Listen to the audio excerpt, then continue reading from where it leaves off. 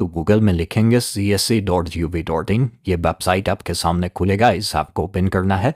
अब यहाँ पर देखेंगे ना एक ऑप्शन मिलता है कैरियर का, आप इस पर क्लिक करेंगे तो देखिए CSC के द्वारा क्या है ना कि अलग अलग कई प्रकार के पदों पर भर्ती चलाई जाती है। जैसे पहला भर्ती अब देखिए डिस्ट्रिक्ट कोऑर्डिनेटर के पदों पर है। अब जब इस पर क्लिक करेंगे ना व्यू जॉब वाले विकल्प पर, तो आपको बताया गया है कि ये भर्ती कहाँ कहाँ चल रही है। जैसे देखिए महाराष्ट्र में है, बिहार में है, इसके अलावा राजस्थान में, वेस्ट बंगाल में, उड़ीसा में, उत्तराखंड में, महाराष्ट्र में है। और बिहार में देखेंगे तो ये यहाँ पर आपको डिस्ट्रिक्ट कोऑर्डिनेटर का पद है, और यहाँ पर देखिए कॉल सेंटर एग्जीक्यूटिव के पदों पर भी भर्ती है। सबका डेटा अलग अलग है क्योंकि यहाँ पर आवेदन प्रक्रिया 10 तारीख से स्टार्ट हुए हैं और 17 जुलाई तक चलेंगे। बाकी बहुत सारे जगह पर क्या है ना कि डेट आपको ख़त्म भी देखने को मिल सकता है, लेकिन बहुत सारी जगह पर डेट अभी बचा हुआ है। अब मान लीजिए इसके बारे में आपको और भी डिटेल जानकारी चाहिए तो अप्लाई नाउ पर जब आप क्लिक करेंगे ना तो आपको यहाँ पर उसके बारे में डिटेल जानकारी मिल जाएगा कि भाई ये जो पद है, ये पद जो होंगे इसके लिए क्वालिफिकेशन इन्होंने क्या रखा है। वो देख पाएंगे कि मिनिमम क्वालिफिकेशन बोला गया है कि ग्रेजुएशन आपका जो है इसमें होना चाहिए, और अगर आपके पास एक्सपीरियंस है तो और भी बेटर है आपके लिए। और अप्लाई करना है तो यहाँ से अप्लाई आप कर सकते हैं। इसके अलावा मैं बता दूँ, जैसे ये तो आपने देखा, ये आपके डिस्ट्रिक्ट कोऑर्डिनेटर की भर्ती है। इसके अलावा देखिए आस्क ऑपरेटर, जो कि आधार ऑपरेटर के पद पर जो काम करते हैं उसकी भी भर्ती चल रही है। यहाँ पर व्यू जॉब वाले विकल्प पर जब क्लिक करेंगे तो यहाँ पर भी देखिए बहुत सारे राज्यों में भर्ती चल रही है। जैसे आंध्र प्रदेश में देखिए आधार सुपरवाइजर ऑपरेटर की भर्ती है, जिसके लिए 1 जुलाई से आवेदन स्टार्ट है, 1 अगस्त तक चलेंगे। बिहार में भी है, छत्तीसगढ़ में भी है, गोवा में है, गुजरात में है। तो बिहार के अलावे भी बहुत सारे जो है स्टेट में भर्ती है, आप यहाँ से देख पाएंगे। अब मान लीजिए आपको जहाँ से भी अप्लाई करना है, जिस भी राज्य से, उसके सामने देखिए ऑप्शन मिलेगा अप्लाई नाउ का, आपको इस पर क्लिक करना है तो आपको जानकारी मिल जाएगा इस भर्ती को लेकर। जैसे ये जो भर्ती है ना, बहुत सारे लोगों को लगता है कि भाई क्या ये परमानेंट होगी, तो ऐसा नहीं है। ये भर्ती आपकी कॉन्ट्रैक्ट बेसिस का है। अभी शुरुआती जो आपकी जॉब की पीरियड होगी 1 सालों का होगा। 1 साल बाद अगर आपकी आवश्यकता लगती है विभाग को तो आपको आगे जॉब देगी, नहीं लगता है तो आपको निकाल भी सकती है, ये ध्यान रखिएगा। बाकी पद का नाम देखेंगे आधार सुपरवाइजर ऑपरेटर का पद पर भर्ती है। फॉर्म भरने का लास्ट डेट बताया गया कि 1 अगस्त 2025 तक है।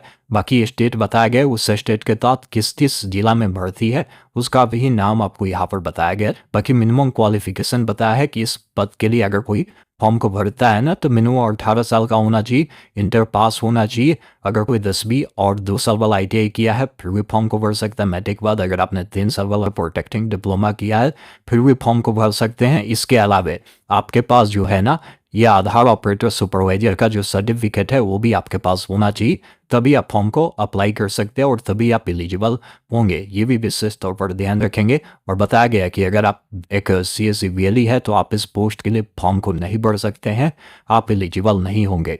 इस प्रकार और भी भर्ती के बारे में जानकारी देखना है तो यहाँ पर देखिए और भी पोस्ट है, जैसे इंफॉर्मेशन टेक्नोलॉजी का है, CSC अकेडमी का है। इसके अलावा देखेंगे साइबर सिक्योरिटी का है, बैंकिंग का है, फाइनेंस का है, HR का है। तो आपको जिसके लिए भी अप्लाई करना है एक बार मैं कहूँगा कि उस पोस्ट पर जाइए, उस पर क्लिक करेंगे तो भर्ती होगी तो दिखाएगा, नहीं होगा तो नहीं दिखाएगा। तो ये चीज़ें थोड़ा सा आपको भी फर्ज बनता है कि आप एक बार देखें कि भाई भर्ती किस किस पोस्ट पर चल रही है। आप उस पोस्ट के लिए अप्लाई वाले विकल्प पर क्लिक कर उसके बारे में जानकारी देखिए और अप्लाई करना है तो आप अप्लाई कर सकते हैं। तो आइए अब बताते हैं कि मान लीजिए किसी को अप्लाई करना है, जैसे मैंने बात किया कि आधार ऑपरेटर सुपरवाइजर के लिए, तो यहाँ पर जो लिंक दिए गए हैं आप इस पर क्लिक करेंगे। जहाँ के लिए भी अप्लाई करना है अप्लाई नाउ पर आएंगे तो सारी चीज़ें समझने के बाद डायरेक्ट आपको जो है अप्लाई नाउ वाले विकल्प पर क्लिक करना है, जहाँ पर आपका जो भी नाम है ना अपना नाम लिखेंगे, अपना मोबाइल नंबर लिखेंगे, अपना ईमेल आईडी लिखेंगे, जो भी आपका पैन नंबर है ना पैन नंबर यहाँ पर डालेंगे। डेट ऑफ बर्थ जो भी होगा कैलेंडर मिलता है, सबसे पहले जो भी साल हो जो भी महीना हो इसको बढ़ाकर डाल सकते हैं, और जो भी डेट हो इस अकॉर्डिंग चेंज करेंगे। जो भी आपका स्टेट है आपको स्टेट बताना है, डिस्ट्रिक्ट बताना है, और आपका जो भी हाईएस्ट क्वालिफिकेशन है वो क्या है वो जानकारी आपको यहाँ पर बताना है। अगर आपके पास एक्सपीरियंस है तो बताएंगे कितने साल का एक्सपीरियंस है, आप किस राज्य के निवासी है वो बताएंगे, आप किस जिला के निवासी है उस जिला को आपको बताना है।